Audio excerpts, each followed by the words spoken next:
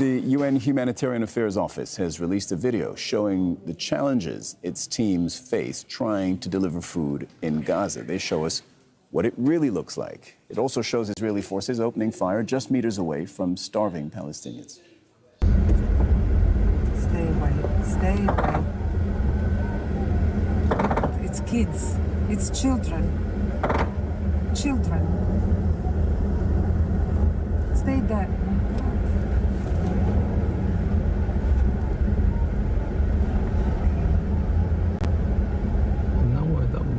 لا, don't do this, لا.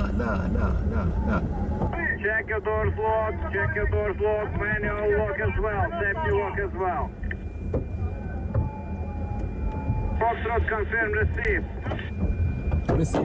Received, moving.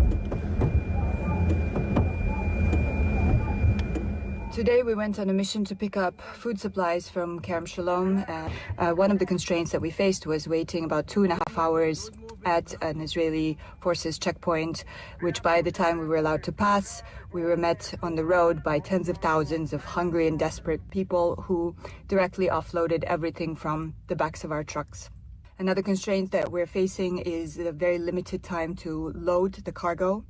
And so we are unable to secure it properly with belts or tarps, which makes it very easily fall off from the backs of the trucks, as the roads are quite rough and sometimes we have to drive at quite high speeds.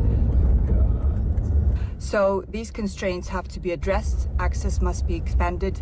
Much more food needs to be entering on a regular basis so that communities have the confidence that supplies are coming and that they will be receiving them and that they will be distributed properly. And that is what it's like to be in a UN vehicle trying to deliver food inside the Gaza Strip this week. An Israeli rights group says dehumanizing and inciting violence against Palestinians has normalized the genocide in Gaza, particularly to the Israeli public. But B'Tselem's report marks the first time that an Israeli organization has described the war in Gaza as a genocide. Did Abraham reports. אין חשמל, אין מזון, אין מים, אין דלק. הכל סגור. אנחנו נלחמים בחיות אדם. ההמשך יהיה קשה בהרבה. ואתם תשלמו את מלוא המחיר.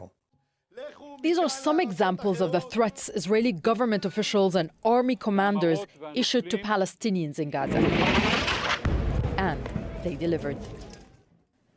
A recent report by Israeli rights group B'Tselem says these statements have shaped Israeli military conduct.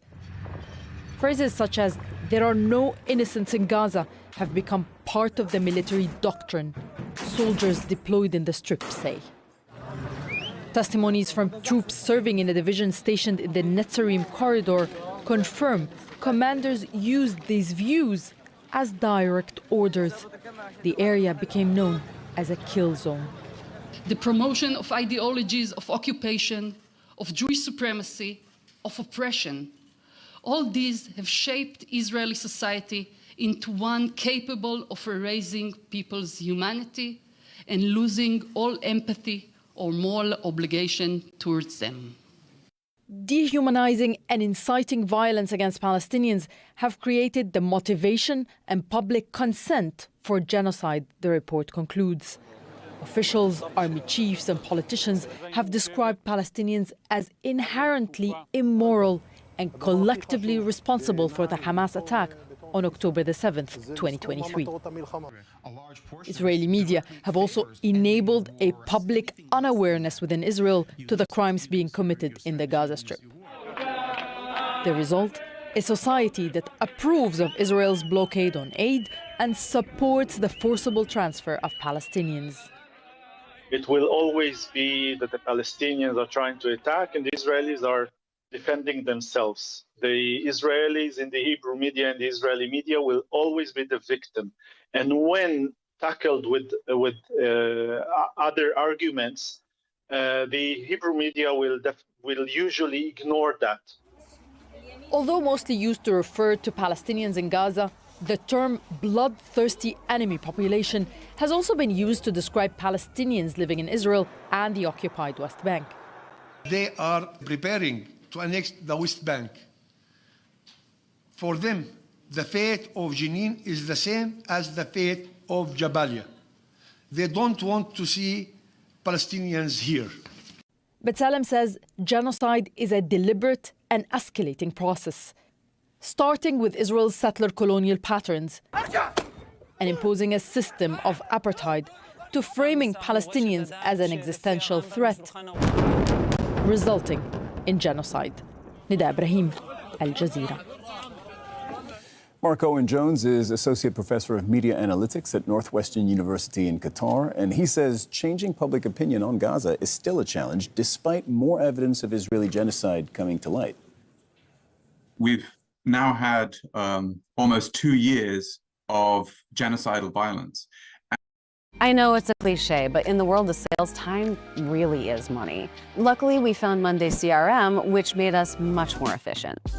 We wanted to grow as fast as possible, and we started looking for a CRM that wasn't complicated or confusing. We started with the free trial.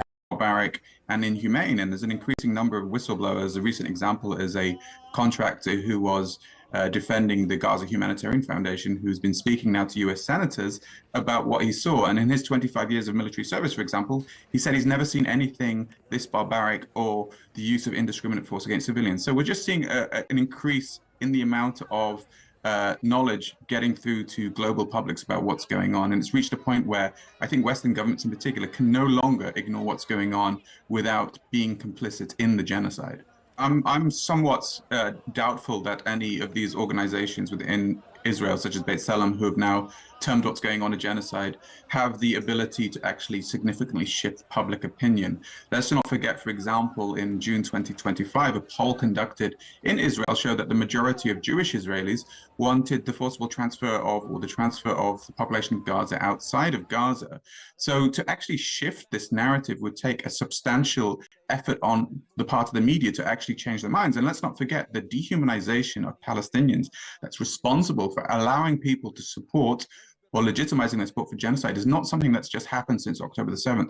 This is a manifestation of decades of dehumanization of Palestinians. So for that, a couple of reports to shift public opinion, I'm not hopeful. And I think the only things that would do that would potentially be, again, years of socialization of the idea that Palestinians are actually human beings, and that would take a long time. Canada is the latest country after France and the UK to announce plans to recognize a Palestinian state. But Prime Minister Mark Carney says certain conditions must be met first. He's condemned the Israeli government for allowing a catastrophe to unfold in Gaza. Patty Culhane reports from Washington, D.C. 147 countries recognize Palestine as a sovereign state. Up until now, very few close U.S. allies were on that list. Canada intends to recognize the state of Palestine at the 80th session of the United Nations General Assembly in September 2025. This intention is predicated on the Palestinian Authority's commitment to much-needed reforms, including commitments by the Palestinian Authority's President Abbas to fundamentally reform its governance, to hold general elections in 2026 in which Hamas can play no part. Canada following France and the United Kingdom with the statement of intent. A White House official responded, saying that rewards Hamas and it shouldn't be rewarded.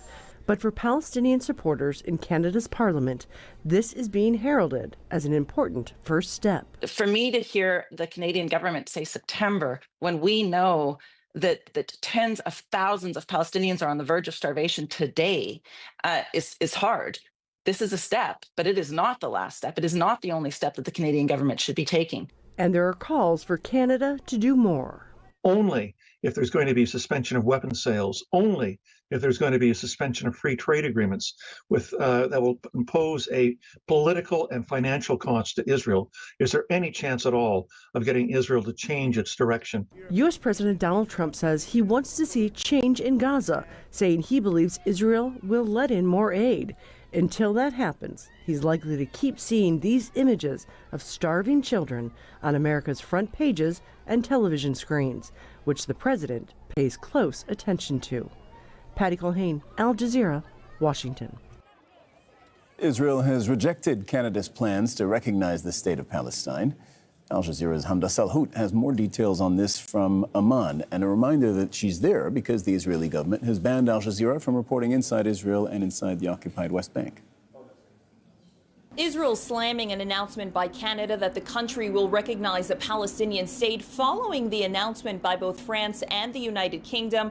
All three are expected to recognize the state of Palestine come September at the UN General Assembly. Now, Israel says that this is counterproductive, and it also concedes to Hamas and is a reward for them. But it also says that it's counterproductive to achieving any sort of ceasefire deal or a framework to bring about the release of the remaining captives. The Israeli Prime Minister Benjamin Netanyahu has said that he's worked his entire political career to block the establishment of a Palestinian state, and that he and his right-wing coalition would continue to block that very move anytime they were in office. But it's worth mentioning that this is part of the growing international pressure on Israel to stop and end its war on Gaza because of the dire and catastrophic humanitarian situation that has unfolded as a result of Israel's war.